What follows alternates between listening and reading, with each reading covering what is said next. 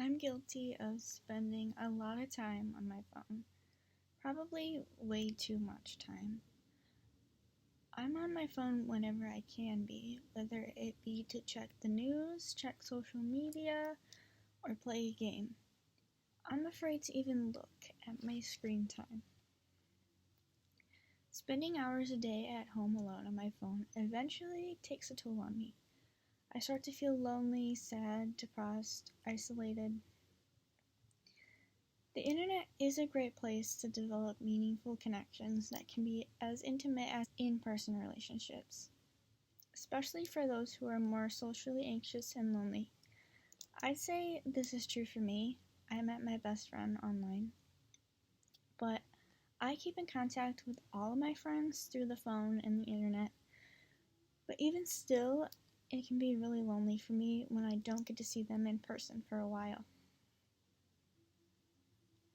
Based on Durkheim's study of suicide and social ties, he argues that a person without close relationships is at risk for suicide because close relationships give us meaning in our lives.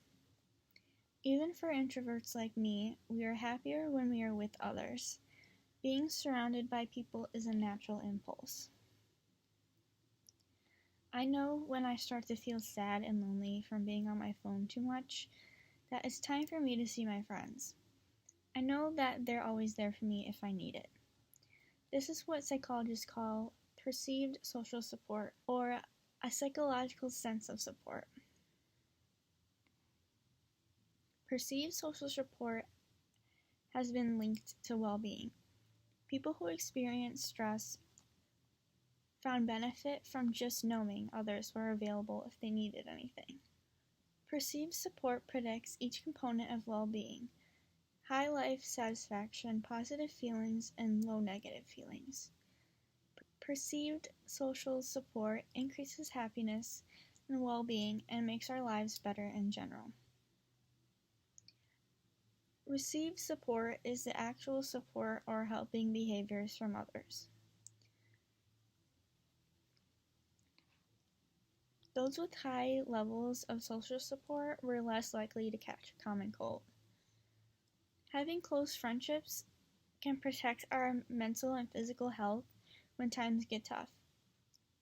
Having a best friend can protect our self-esteem and provide us relief from stress.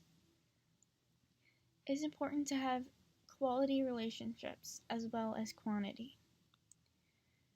Research has shown that individuals with larger social networks have lived significantly longer than those with smaller networks.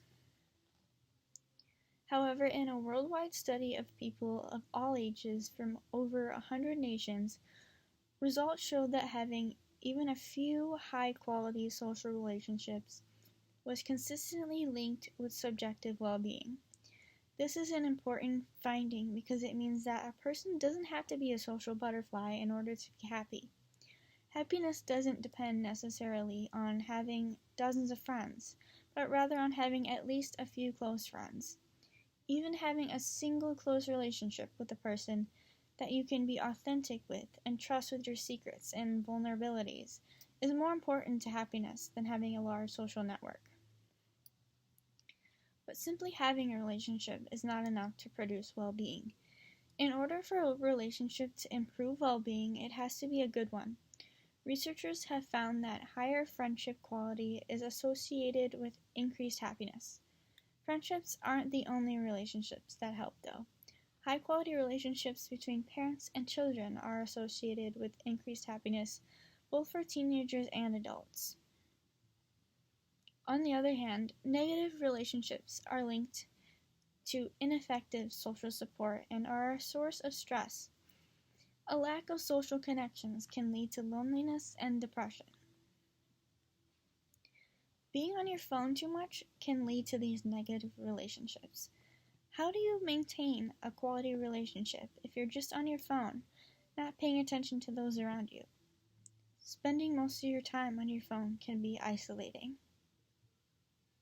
Even though I'm on my phone a lot, I do know when I start to feel lonely that it's time to take a step back and spend time with my friends. I'm really lucky to have them, and I don't know what I would do without their support. I always feel so much better and happier after spending time with my friends and away from my phone. I only take out my phone when I'm with them to capture a second of the moment. I hope that any of you who are always on their phone, like me, can recognize when you're lonely and take some time to focus on your positive relationships instead of your phone.